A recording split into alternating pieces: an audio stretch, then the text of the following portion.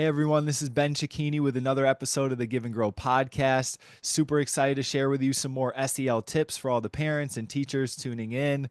Today we have Bernadette Pigeon here with us from Colorado. Bernadette's a mental health coordinator specializing in special education and child psychology. So, Bernadette, we're super happy to have you on the show today. Yeah, I'm so happy to be here. Awesome. Awesome. So, if anybody's new to this series, this is where we're just diving a little bit deeper into social emotional learning, how it benefits our kids, how we can model it for our kids or take them through activities and games even to help them learn and grow and why that's important. So, just to kick things off, Bernadette, can you explain a little bit about why social emotional learning is important and give us an idea of what it is in your words? Yeah, for sure. So I think we're really lucky to be in this day and age because we know that there is social emotional learning and that it actually is a very important part of our kids and even for us for adults. So it's really just exactly what it sounds. It's about learning your emotions, your own emotions and others' emotions. Um, and then we're such social beings by nature. Everything we do is social. So it's encompassing all that, the social emotional part of our lives. Yes, perfect. And like for you, why is that important or why are you passionate about it? So when we think about I don't know if any like going down to the basics of psychology and like Maslow's hierarchy of needs. At the bottom, we think about food, safety, drink, water, shelter, like all those things are what we need to be able to survive. And then another thing we really need to be able to survive is that psychological safety. That's how we can truly grow to ourselves and to reach our goals and to do all those other things. We need that psychological safety where we know our emotions, it's safe to have emotions, it's safe to Mm. show emotions, and understand when and where we're showing those emotions and all that. That's how I think we can be the best we can be when we have that piece to our hierarchy of needs as well. Gotcha, gotcha. So we're breaking like we need this psychological safety to not just survive but really thrive in our lives. Okay, so then this social emotional learning piece helps us to feel safety, helps us to find that safety even in uncomfortable moments, environments. Yeah. Gotcha. First, help us understand our own selves and others, and that's what's really important. Beautiful, beautiful. Thank you for breaking this down for us so early on, And what are some like early signs that a kid might be struggling, so that we know, hey, we need to get them some of these skills. We need to make this more of an intention throughout their day or week. Yeah. I mean, we have to really consider developmental stages, right? So, because I'm going to say like a lot of it comes down to behavior and either communication, but maybe like the lack of communication is how we can know that our kids are struggling.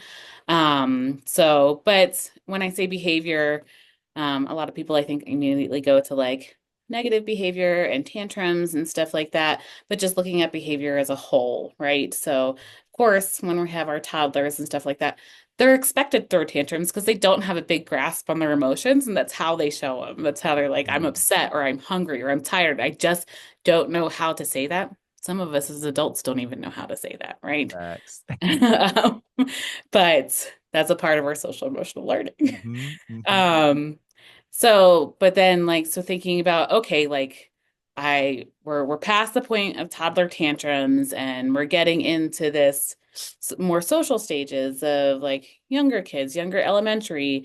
So what does typical behavior look like then? And what does it look like when kids are getting mad? And how are they showing that? And Mm. is it way too big for me as a parent to handle? Like, is this like gigantic? And sometimes it does feel like that as a parent, but other times like you're like when you talk to other parents or talk to the pediatrician, you're like, no, like it's really bad and I can't calm them down. And Mm. um they are really struggling with something, then that's a big sign. And then another sign would be how are they communicating with other kids? If we see like a, too much aggression, where it's like it's impairing their social. interactions. Hmm. Or if we're seeing a lot of, or the opposite of the outward behavior, the inward behavior, the withdrawn, and all that. Those would be signs to look for. And so you would want to look for changes too. Like I had a really happy kindergartner. Now we're in first grade and like they're just different. They're withdrawn. They don't want to participate in activities. They'd rather be home. They're seeking more affection. And it's irritating me because I don't have the time to give it. And we're just rubbing off on each other, Hmm. and then a big sign would be regression of skills, like regression in potty training, regression in learning and speech and all that. So, Gotcha. Gotcha. The big thing I'm hearing is those changes that might be, subtle, they might be big, they might be drastic, they might be overwhelming. But yeah, really being in tune with what's going on and how your child is changing. yeah. One of the things that I kind of heard in your share, and I just want to dive a little level deeper here with you. Um, the developmental stages. You work in special education, or you're specialized in special education, right? So like I'm sure there's just a wide variety. You might have a 12-year-old that's at a 3-year-old level, or like there has to be a lot of Yeah. variety there. And I'd imagine that has to bring in like a lot of patience and a lot of also just meeting people where they're at regardless of their age. um, is that true? And if so, how is that like beneficial for all parents, regardless of if their child has special needs or in general? Yeah, no, it's totally true. So you think about how we really look at like how are kids communicating? Are they communicating at an average, like a typical development? And then what are their like cognition skills? So for me as a parent, my kids in their school, they have kids who that come into their class that do have like intellectual disabilities and things like that. And I remember talking to my son, he's like, "Oh, that kid, it just punches. I don't want to be around him." And I said, "Oh, well, like, can you tell me, like, how is he talking? Like, how does he use words?" He's like, "No, no, no. He doesn't really use a lot of words. He does not have a lot of words." And I said, "Oh, like, oh, and then like, how does he play with other kids?" He said, "No, he just punches us." And I'm just like, "Okay, well, let's hold on for a second. Can you imagine not being able to talk? And then how would you figure out how to make friends?" I was like, I think he's trying to figure out how to make friends. Hmm. And just putting that into perspective because we have so much neurodiverse in our children these days, ADHD and autism and all the things, right? Lots of anxiety and so really thinking about how those things impact where they're at with their communication skills, and their social skills, that's going to really help you understand where kids are at. And Hmm. then also how to have compassion and empathy for them. Because that did change for my son. He did go back and be like, okay, well, like I told him I don't like that when you punch me. So, Uh, and he was just like, and we played a game today. And so yeah. really it was eye-opening and not only for us as parents to know that, especially like going out on the playground and things like that, but Mhm. also for teaching our kids that too is really important. Yeah, heck yeah. I hear the compassion side, the Mm. empathy side, just a overall bird's eye view perspective that it seems like really was helpful in him being able to like approach, speak his needs, your son speak his needs to the other kid versus just avoiding it, Yeah. and judging. And Hmm. that's the reason I think we're doing these social emotional learning skills, is to be able to move towards some of Yes. that discomfort with a little bit more compassion, a little bit more Yeah. perspective. Um, Hmm. beautiful, beautiful. How can parents model that? How can they take steps, towards some of that emotional awareness and regulation? Like, what are some tips you have for and teachers as well? Yeah. I think one, knowing that we're allowed to have the other emotions too, like even as parents, like recognizing like I'm a child psychologist. I still yell at my kids. Mhm, I get mhm, to the point and I yell and then I like take a step back and I can be like, okay, like I was really angry and I yelled. mhm, This is why I was angry. And sometimes I'm like, I'm angry because I'm really tired and I had a mhm, long day. And I know we're just getting done dinner, but how about like for everyone. We just take it easy for the rest of the night and Hmm. because it's been a long day. So recognizing that in ourselves and then telling our kids like, "Hey, I recognize that I was mad. I Hmm. probably shouldn't have yelled. I'm sorry that I did yell. Hmm. Next time maybe when I know it's a long day and I'm tired, we'll just order pizza and watch a movie." Yeah. Um, I really hear in that share just like the openness, the vulnerability, and taking accountability. I think I've talked to a bunch of people now on this podcast, and I realize for myself growing up too, it just like wasn't talked about. no. And talking about it, somebody called it, narrating what's going on in your mind with your emotions, Yeah. like the power in that. Um, for somebody that didn't grow up in that sort of household, I know there can be like a lot of like fear or hesitation of taking that step. Can you just like provide some potential like insights or encouragement maybe for those parents and teachers out there?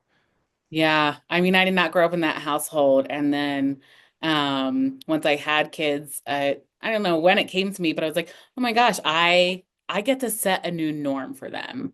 Hmm. I didn't have a bad childhood. I Yeah. had plenty of love and a lot of fun as a kid. But it wasn't like we were never allowed to be mad. And that's what I Hmm. tell my kids, like, hey, like I'm so for me, I'm like, yes, I get to set this new norm where we're going to get mad and we're allowed to do that. And so we have a rule where we're allowed to be mad. We're not allowed to be mean. We can be mad, but we don't, when we are mad, we don't name call. Like that's Hmm. not nice and we're not going to do it.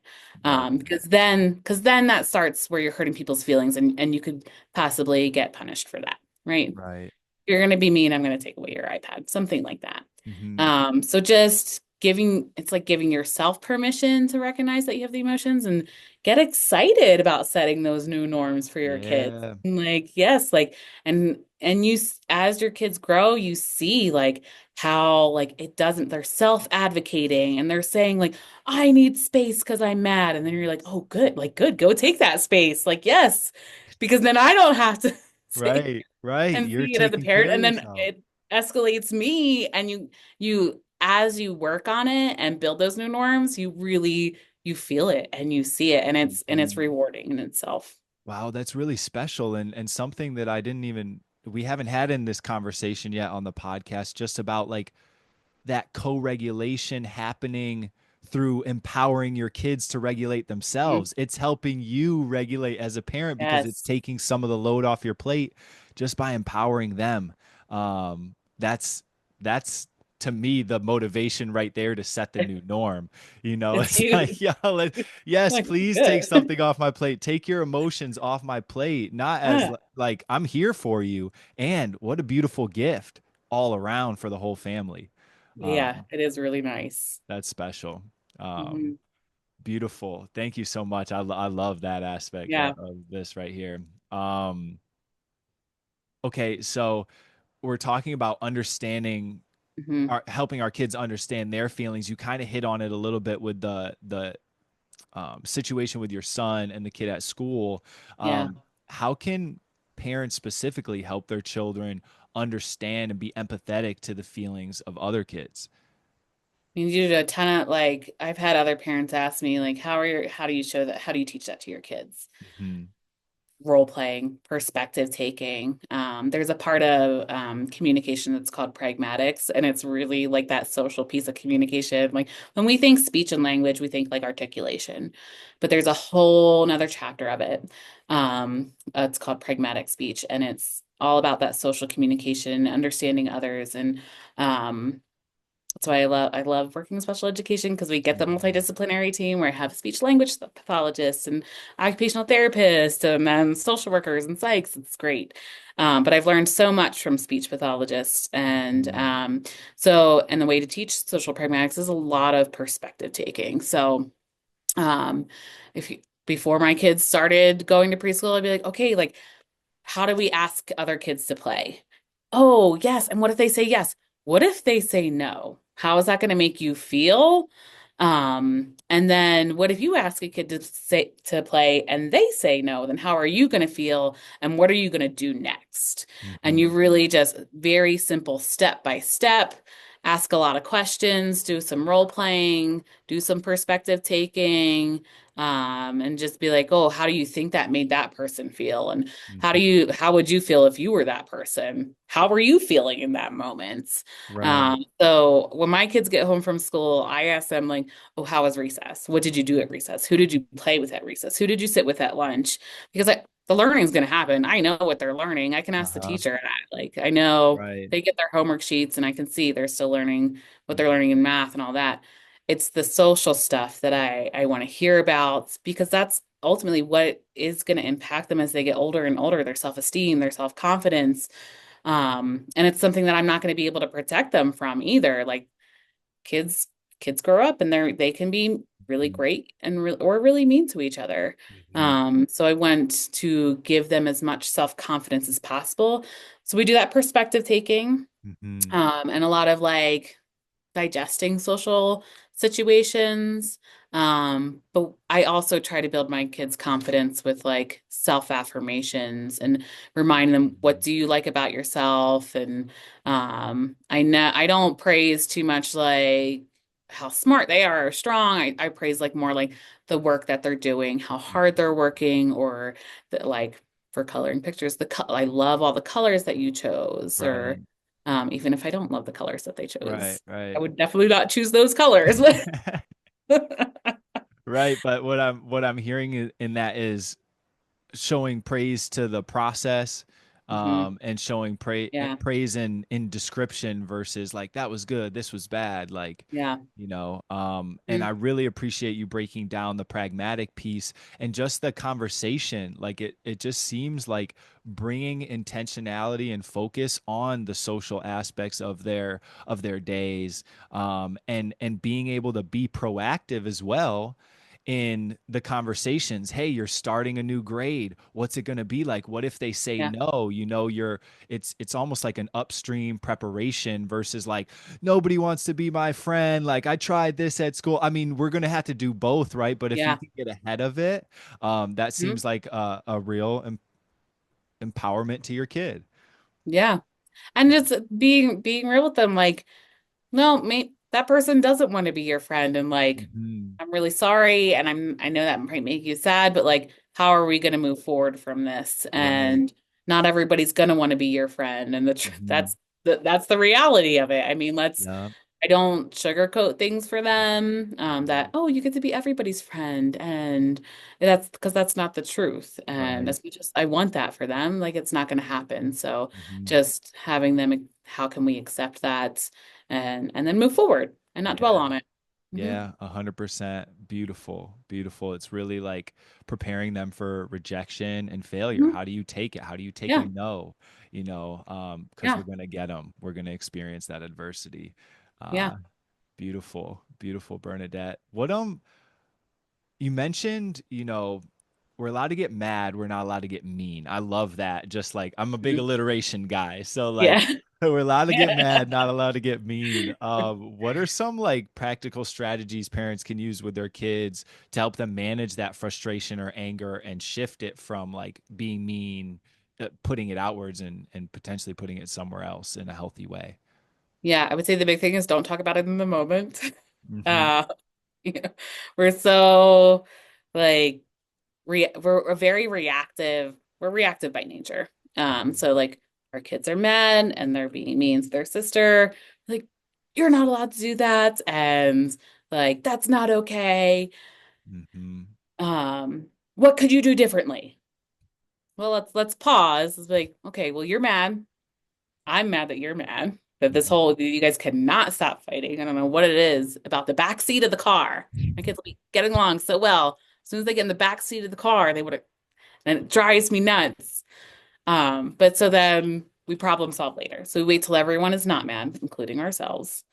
Hmm. Um, and be like, okay, like the next time you're mad, like what's a good spot for you to go to? What if you don't feel like going to that spot? What can I do? And we give them options. Like sometimes like they can't articulate like, I don't know what a safe spot is for me because they're thinking about being mad again. I'm like, okay, well, how about like this spot or this spot and give them a couple choices. So when we give kids those choices, when we're all regulated and we're talking about like what could we do in the future, they feel like they have more control over the situation, which is Mhm. what they want. Kids want control. Mhm. Um, and so, but we're giving them within the parameters. Like, okay, you can go to your room or you can go to this beanbag spot in the corner of the house, right? Um, and what it and how long do you need to be there? And when do you want me to come and talk to you? Or do you even want me to come and talk to you? Or do you want to come find me? And Uh-huh. then we can talk about it. So definitely waiting to like process all those big feelings when they're not there anymore, Mhm. is going to be so much helpful. Make sure they're not there for both parties involved. Right, right. That makes a lot of sense. And also being aware of how this situation between our kids, between our students, whatever is impacting us and then being able to wait it out. Like, are there any tips for that like waiting period? Right? They're in the middle of the argument, the conflict, it's going down, emotions are high, it's heated. Okay, we want to wait until that time comes when we're all regulated. What do you do to kind of like transition there? For me, myself, I have to like give myself permission to for the agenda of whatever was happening to be gone, right? Like we have to get out the door and we're running late and everyone's mad and emotions are big and the whole morning just exploded. So I'm like, so it's giving myself permission, like, okay, like maybe I don't have to get the dishwasher loaded before we leave the house. What can I drop off of this agenda, my own agenda inside my head, to deal with this situation and calm myself down? Mm-hmm. What can I let go of? How can I give myself grace, Yeah. with all the duties that we have as working parents, and not what can really wait until later, so Mm-hmm. that way I can take the space to just sit down with my cup of coffee, until emotions are slow or things like that, or instead of chugging my Yeah. coffee and doing the dishes and getting out the door and we'll talk about it later and all that. So it's really just being okay with not getting everything on your Mm-hmm. agenda that's in your head done, and giving yourself the own space and your own grace and things like that. Yeah, I really love that. It sounds like detaching from the goal that we've created for Yeah. or the vision that we had for the peaceful car ride wherever we're, Yes. like Yeah. detaching from that Hmm. and giving grace. Beautiful, beautiful. Easier said than done, I will Way say for easier said than sure. done. You got to have a lot of awareness that like, oh, I'm attached to this goal. I'm attached to like a peaceful Yeah. morning, a peaceful ride or whatever. It's not happening right now. Okay. I'm back in the present. I'm where my Yeah. feet are, and now I'm being able to move Mhm. forward from there. Um, Listen, I love when all the breakfast dishes are in the dishwasher before we leave the house. Nothing makes me happier. mhm, But mhm. sometimes I have to let that go. Yep. And I'd Yeah. imagine that's part of the reflection process when everybody's regulated once again. Hey, you guys, it's really important for me that all the breakfast dishes are in the dishwasher. That's why I was Mhm. getting a little upset, kind of similar to what you were talking about Yep. earlier, Hmm. accountability, narrating or expressing and um Yeah. And then you find humor in it because your kids are like, why do you care so much about the breakfast dishes? you don't understand. Yes, yes. Um, okay, I want to wrap up with this question, Bernadette. Like, when Yeah. it comes to supporting and empowering kids, like we talked about a lot today, but what's like the one thing that makes everything else easier or unnecessary?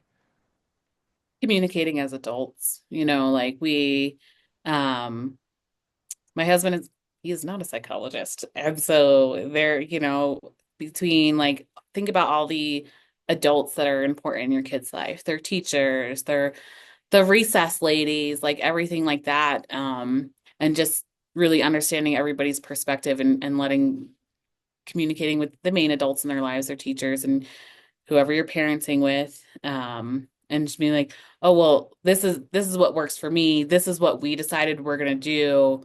when he's upset, when our kid's upset, this is what we decided we're going to do. This is what we do at home. This is what works for us.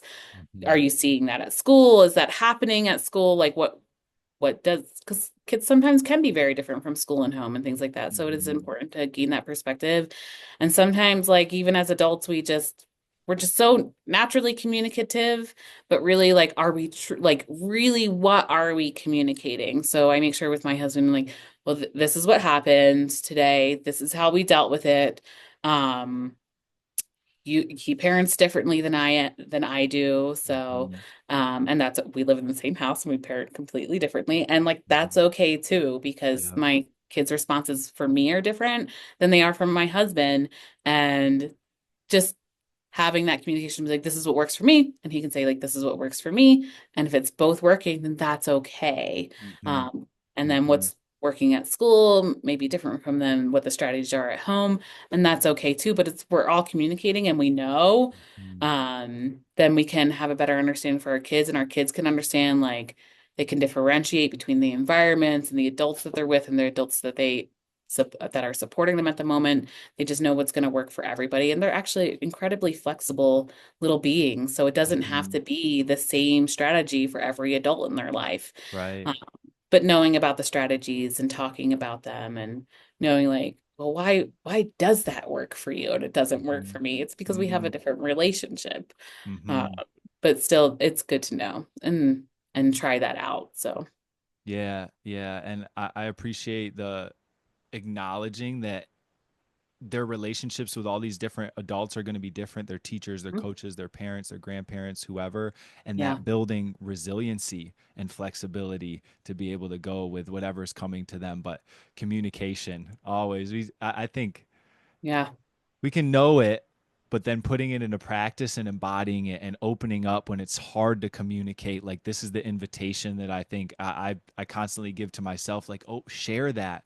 There was this video I actually was watching the other day, and he was talking about, like, now, okay, around your partner or whatever, do you fart? You know, just like very Mhm. like abrupt, like, do you fart? And she's like, yeah, like I do, you know, whatever. Then why are you holding in all these like emotional or mental Oh, farts yeah. throughout your day and living with that discomfort, you know? And I was just like, this is gold right here. I love That the is gold. analogy because it can be so uncomfortable to hold that stuff in, but we do that Mhm. to ourselves. I know I find myself in that position, you know. Yeah. Can we open up?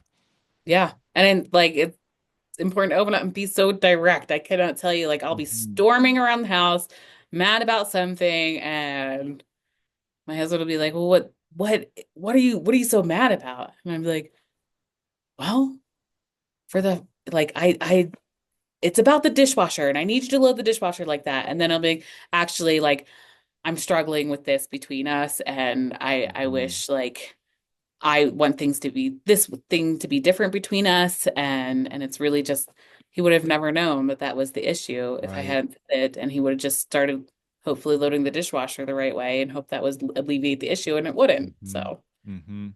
Yeah, it's much more uncomfortable in the long term to resist saying that thing, resist the mhm. communication, even whether it's somebody close, a teacher, whoever.